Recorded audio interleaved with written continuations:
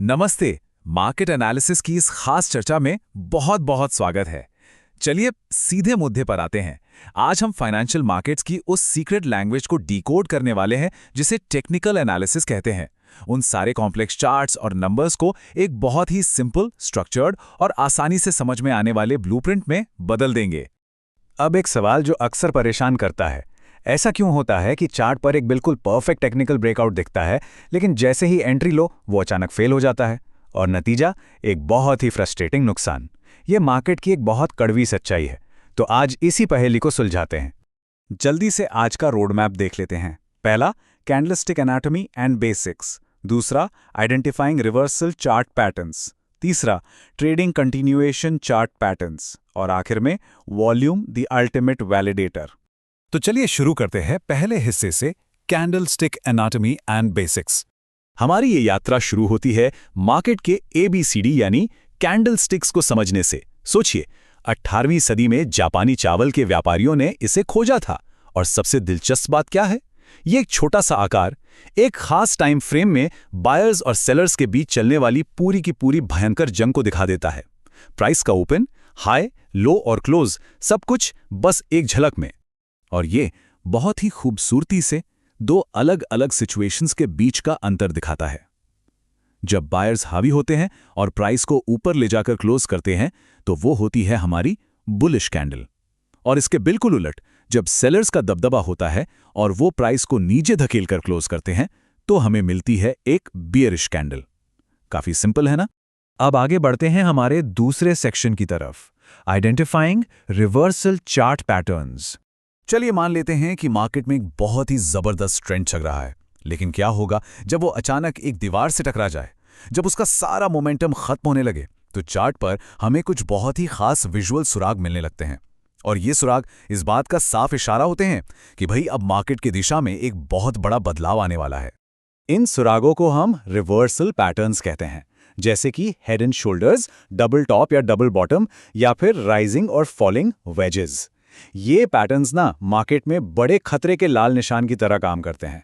ये चीख चीख कर बताते हैं कि मार्केट की जो मौजूदा कहानी चल रही थी वो अब पूरी तरह से पलटने वाली है।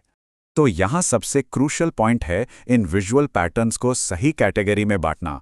उदाहरण के लिए, जैसे ही चार्ट पर कोई हैंगिंग मैन या मॉर्निंग स्टार पैटर्न दिखता है तो उसे देखकर तुरंत ये समझा जा सकता है कि कब सेलर्स थक चुके हैं और बायर्स ने कंट्रोल ले लिया है, या फिर इसका बिल्कुल उल्टा हो रहा है। Okay, moving on to section 3, trading continuation chart patterns. देखिए, मार्केट हमेशा अपनी दिशा नहीं बदलता। कभी कभी एक लंबी दौड़ लगाने के बाद उसे भी थोड़ी सांस लेने की जरूरत होती है। बुल फ्लैग और बियर फ्लैग जैसे स्ट्रक्चर्स इसी छोटे से ठहराव या टाइट कंसोलिडेशन को दिखाते हैं। ये बताते हैं कि मार्केट बस थोड़ा आराम कर रहा है ताकि वो अपने ओरिजिनल ट्रेंड में फिर से पूरी ताकत के साथ आगे बढ़ सके। लेकिन क्या हम सीधा ट्रेड में कूद पड़े? बिल्कुल नहीं। चाहे कप एंड हैंडल पैटर्न हो या फ्लैग, समय से पहले एंट्री लेने के नुकसान से बचना बहुत जरूरी है। इसके लिए एक सख्त 3 स्टेप एंट्री प्रोटोकॉल फॉलो करना चाहिए। स्टेप 1, एक मजबूत इंपल्सिव मूव को पहचानें। स्टेप 2, एक टाइट पुल बैक खोजें। और स्टेप 3, सही ब्रेकआउट कैंडल के क्लोज होने का इंतजार करें। बस इतना ही। और हाँ, सबसे जरूरी बात, टारगेट्स। जब इन ब्रेकआउट्स के लिए टारगेट सेट करने की बात आती है तो रिस्क और रिवॉर्ड का 1:2 यानी 1 के बदले 2 का स्टैंडर्ड रेशियो मेंटेन करना एक गेम चेंजर साबित होता है। ये रूल पक्का करता है कि लॉन्ग टर्म में आपका गणित हमेशा आपके फेवर में रहे। चलिए अब आते हैं अपने चौथे और आखिरी हिस्से पर, वॉल्यूम द अल्टीमेट वैलिडेटर।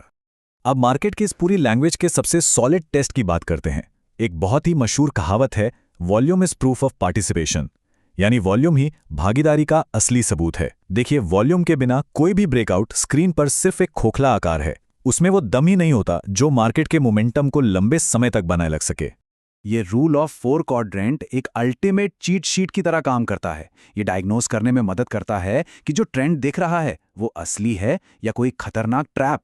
अगर प्राइस बढ़ रहा है और वॉल्यूम भी बढ़ रहा है तो वो स्ट्रॉन्ग बुलिश है। लेकिन ध्यान दीजिए, अगर प्राइस बढ़े पर वॉल्यूम कम हो तो वो वीक बाइंग है, वहां संभल जाना चाहिए। तो इसे यूज कैसे करें? अपनी ट्रेडिंग एक्टिविटी को सीधे वॉल्यूम मूविंग एवरेज के साथ कंपेयर करके।